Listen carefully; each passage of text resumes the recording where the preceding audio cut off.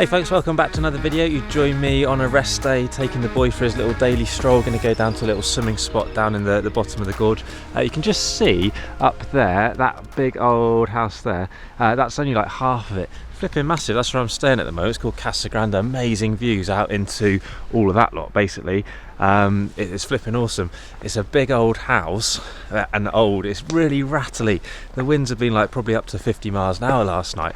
So the windows are rattling. I had to kind of wedge socks in windows and bits of cardboard in windows. I'm a bit tired today. And when we woke up this morning, it's thunder, lightning, rain, everything. It's not too bad now. It came sunny earlier. But today's video was going to be on like a day in the life of working a route, because I've got a little 8A project. I think won't take many sessions actually because of its nature, but we'll see. But because of the weather, I thought I'd have an extra rest day and have a little chat, vlog style chat, about like my biggest near miss that I've ever had climbing, which was actually here at Chile, maybe 5 winters ago or something. You'll have to excuse it because it's a walk and talk one, and obviously my arm gets tired holding this camera up for a while, and if anyone comes along I'll have to stop and start again a bit lower down. But it's pretty quiet walking down here at the moment. It is just such an amazing place though, so I've got to keep showing you stuff like that. All these routes along here are like up to sort of 40 meters long. Some are a little bit longer, but most are kind of 35 to 40 meters. They're flipping awesome. Bit of two for action, bit of vert action, tiny bit of overhangy stuff, but not a lot really. That's not the kind of bulk of stuff here. There's all the other little crags around as well. My biggest near miss happened on the other side, and kind of you think of sport climbing as being this like super safe thing, and it kind of is to the most part, but you know, obviously there are the risks around it. And the accident I had, or near miss, was pretty sketchy in the end, and it's something to be aware of. So I thought it's worth sharing it for other people to not make the same mistake. Especially in the UK, we're not the best at sharing our incidents, near misses, accidents and stuff, but it's so important to learn from them. So I could like hide this and pretend to be, you know, this person who never makes mistakes and stuff like that, but you know, we all make mistakes. You kind of have to a point, don't you, to learn from them, or someone has to make the mistakes, and if you climb long enough you will make some mistakes, and it keeps you on your toes and keeps you thinking to make sure you have less of them. So I thought I'd share it so you don't make the same mistake.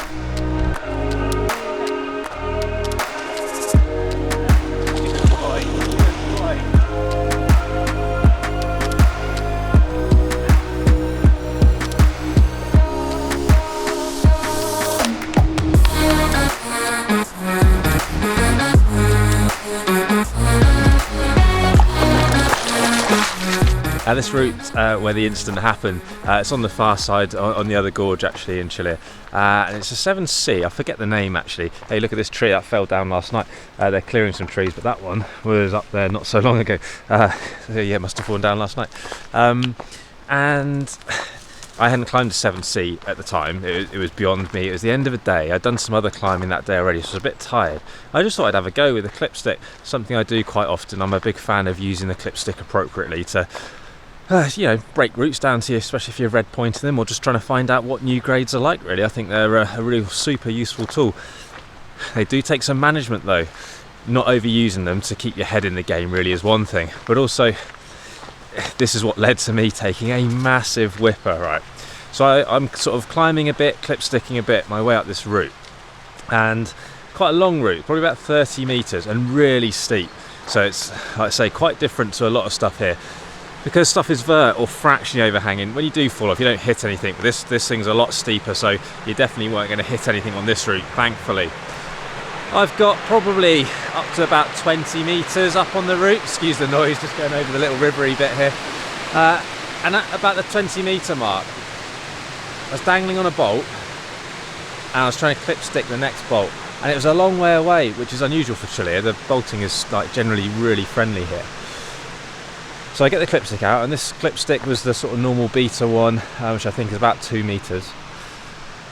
I've sorted it out, put the quick draw in the top of it, put the rope into the quick draw, and I'm reaching at full stretch for this next bolt, trying to get the rope in there.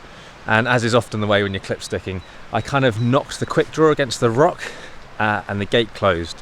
So I had to bring it back down, loads of slack in the rope as you can imagine, 2 meters up. So that's 2 meters of rope going up, 2 meters back down to me, plus a little bit of slack of course. I reset it, opened the gate, locked it into position again. And this time, because it's at full stretch, I couldn't quite reach it. So what I've done is I've kind of pushed myself up with my feet and lifted up sort of against the bolt as well. And the same thing happened again, that I hit the gate of the quick draw against the rock, so it snapped shut. I've slumped back down into my harness to reset again, but this time when I slumped down, I kept going, and this was quite a surprise really. I wasn't really sure what was going on. I fell quite a long way, and the way you know it was a long way, or I know it was a long way, I had time to look up to see kind of what was going on. I had time to look down at my belayer and what was below me and getting closer to me quite rapidly. Time to look up again to try and still work out what was going on. Let out a little whimper and finally came to a stop. And I'd probably gone, well, it's hard to know because I didn't measure it at the time. It was all a bit of a blur and a shock and all that kind of thing. I reckon probably somewhere 12 to 14 meters, something like that. Quite a long way on a sport route especially. And quite a long way when you weren't expecting to go anywhere at all. My belayer caught me, and I put this down to a couple of things. One, their experience, and they held on tight and everything. Two, they were on a Grigri, and why does it matter it was a Grigri? Maybe it doesn't, but my friend, she was talking to another friend who was belaying on the route next to us, and she was just sort of chatting away. Because I was clipsticking, doing my own sort of thing really at that point, I wouldn't really expect her to be like watching me like a hawk or anything. I wouldn't. So when I whipped off, it was kind of as much of a surprise to her as it was to me. Would she have held on if it was like an ATC style device? I think so, yes, because she, like I say, is an experienced climber and was holding on. But that Grigri, for me, it's a nice little backup, I reckon, in that sort of situation. A bit like wearing a seatbelt is how I think about it for driving the car. You're not expecting to need that seatbelt, but you might one day. A loose analogy there. But what had happened, why had I fallen? That's the key to this little story, isn't it? It's what can you learn from it? So when I'm dogging up a route, or when I'm cleaning a route from the top, I've got to the chains I've clipped in to do all that jazz. I don't use a lanyard, right? I still don't use a lanyard. On a lanyard, you would normally clip in. For me, I have a self-locker on my lanyard that I use for work and stuff. But it's going to be a screw gate or a self-locker, so something substantial and with that extra level of security. But what I use and continue to use is a quick draw. Okay, so I put one end on me, one end goes into the bolt or the chain or whatever I'm going to clip into. So what's the problem with that? Well, there's no locking mechanism, is there? It is just a snap gate on either end. It's the same quick draws as whatever I'll be using on the route. Petzl Spirits normally for me. Is that safe? Well, yes, it is safe, used correctly, like a lot of things in climbing. Is it the best tool for the job? No. I use it because I don't personally like climbing with a lanyard on me when a quick draw will do the right job. So what did I learn from it if I still use a quick draw? The reason it happened, right, is especially on a sport quick draw, the dog bone bit, the sling, it's super stiff. So I know what had happened. Even though I didn't see it happen, I have worked out what happened and have since having this accident heard of it happening to other people. Rarely, thankfully, but I have heard of it. So I've clipped in, bolt to me on the quick draw. As I've sat up, what's happened is a twist has tried to come out of the quick draw. So instead of clipping the quick draw from me to the bolt without any twists, accidentally I've had a twist in that dog bone bit. So as I've unweighted it to really reach up with that clipstick, it's unweighted, it's untwisted. As I've sat back, the gate's pressed against the bolt, and you know, you can tell what's happened. The gate has opened and flying through the air I go. I didn't hit anything because it was quite a steep route. I got quite a bad burn actually. I'll see if I can find the picture to put up, but I'm not sure I'll be able to.